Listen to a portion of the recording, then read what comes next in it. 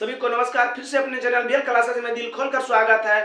अब आज हम जो बताएंगे वो WH फैमिली का आगे अगला पार्ट बताएंगे। कल हम 8 तक बताए थे, आज 8 से हम 12 बताएंगे।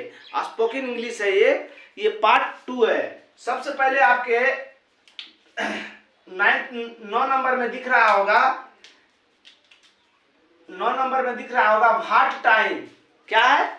व्हाट टाइम है बाबू। व्हाट टाइम का मतलब होता है कितना बजे, है ना। इस समय टाइम है तो समय के लिए, समय के ही लिए इंडिकेट करता है।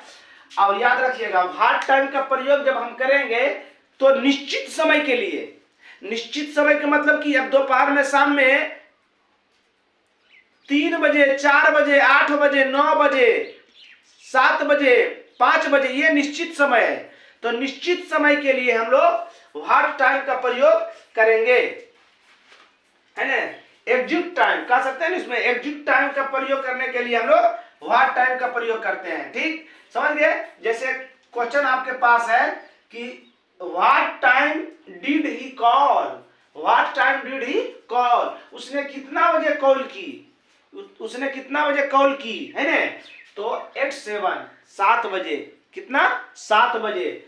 अब कुछ भी लिख सकते हैं, 8 बजे, 9 बजे, है ना, कुछ भी आप लिख सकते हैं। अगला क्वेश्चन है व्हाट काइंड, किस प्रकार, है ना। व्हाट काइंड का प्रयोग हम करेंगे डिस्क्रिप्शन में, विवरण, जहां उसका विवरण के बारे में, वर्णन करने के बारे में हो, उसका वर्णन करेंगे तो उसमें हम व्हाट काइंड्स का प्रयोग करेंगे। What's kind of of car is it, what kind of car is it, यह किस प्रकार की कार है, या किस प्रकार की कार है। ए हाइब्रिड, बहुत सुंदर है ये, अति सुंदर है ना। क्या है? बहुत अच्छा, हाइब्रिड, है ना। अगला क्वेश्चन है आपको है हाउ मेनी। ये दोनों को एक साथ समझिए। How many, how much, how many, how much, दोनों का मतलब भी वही होता है, कितना या कितना, कितने या कितनी। समझ गए। हाउ मेनी और हाउ मच, एकदम ध्यान से इसको समझिए। हाउ मेनी के क्वांटिटी मतलब मात्रक, जहां पर मात्रक की बात हो, 2, 4, 8, 3 केजी, 4 केजी, 5 केजी, है ना, समझ रहा है ना। उसमें हम क्वांटिटी का मतलब मात्रक वही हुआ, है ना। तो हाउ मेनी का प्रयोग करेंगे कंटेबल में। कंटेबल का मतलब होता है गिनिए, जिसको हम लोग गिन सकते हैं, 1, 2, 3, 4, 5, 6, जिसको गिन सकते हैं। तो कंटेबल में हम लोग हाउ मेनी का प्रयोग करेंगे, और अनकंटेबल, जिसको हम लोग नहीं गिन सकते हैं, हाउ मच का प्रयोग करेंगे। बात समझ गए। कंटेबल में किसका प्रयोग करेंगे, हाउ मेनी का, और अनकंटेबल में किसका प्रयोग करेंगे, हाउ मच का, है ना। हाउ मच में अनकंटेबल, अनकंटेबल का मतलब जिसको हम लोग गिन नहीं सकते हैं, और कंटेबल का मतलब जिसको हम लोग गिन सकते हैं। तो गिनने में हम लोग हाउ मेनी, और जिसको हम नहीं गिन सकते, जैसे दूध को नहीं गिन सकते हैं, तेल को नहीं गिन सकते हैं, चाय को नहीं गिन सकते हैं, द्रव्यवाचक संज्ञा को हम लोग नहीं गिन सकते हैं, द्रव्यवाचक संज्ञा को हम लोग नहीं गिन सकते हैं। तो अनकंटेबल हुआ द्रव्यवाचक संज्ञा, और कंटेबल हुआ जिसको हम लोग गिन सकते हैं, 1, 2, 3, 4, 5, वो हुआ कंटेबल। तो हाउ मेनी का प्रयोग कंटेबल में, हाउ मच का प्रयोग अनकंटेबल में, याद रखिए, है ना। चलिए क्या है इसका उदाहरण देखिए। How many beds are in the room, इस रूम में कितनी बिस्तर है ना। इस रूम में कितने बिस्तर हैं,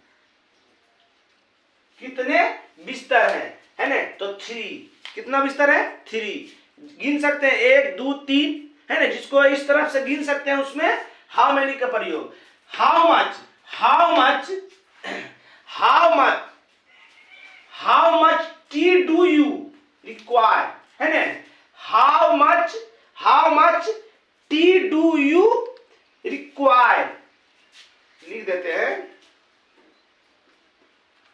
रिक्वायर, है ना। How many T do require, समझ गए।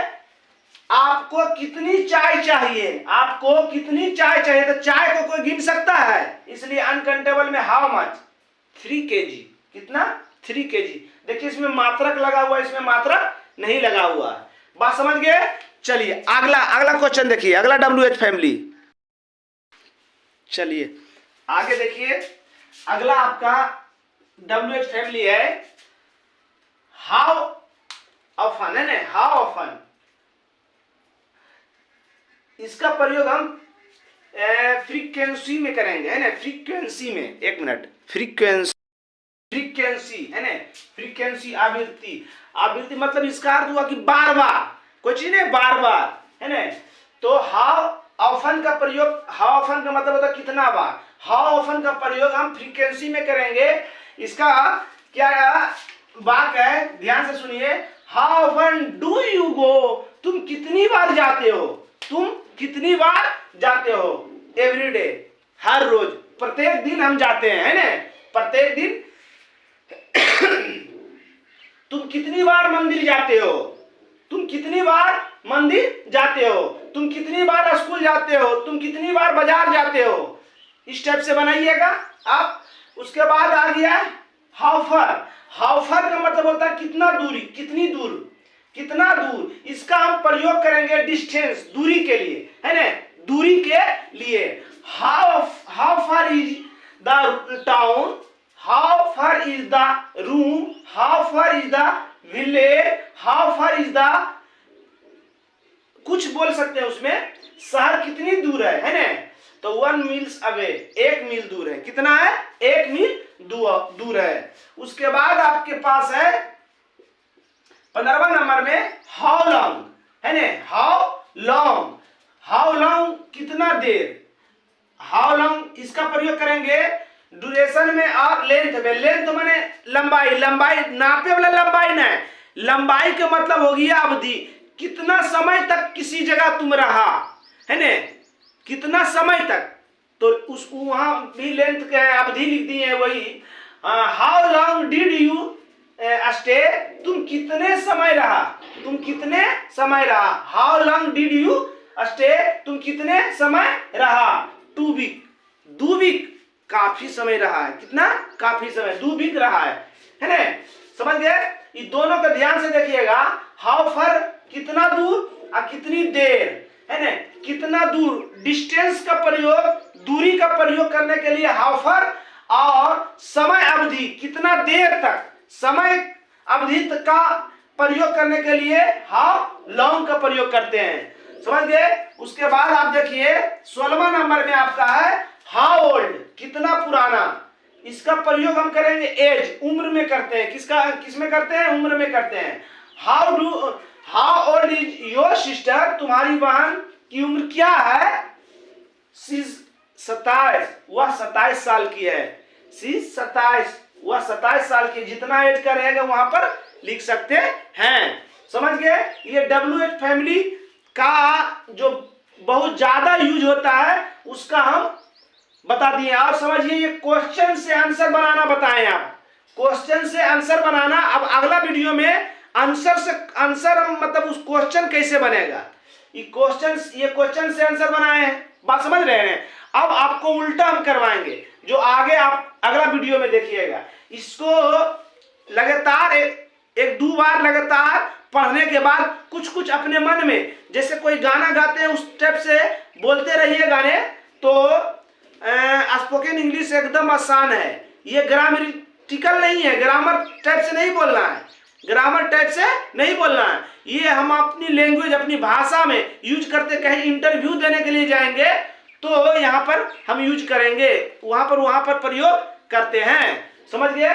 चलिए अगला क्लास, अगला वीडियो, तब तक के लिए जय हिंद, जय भारत।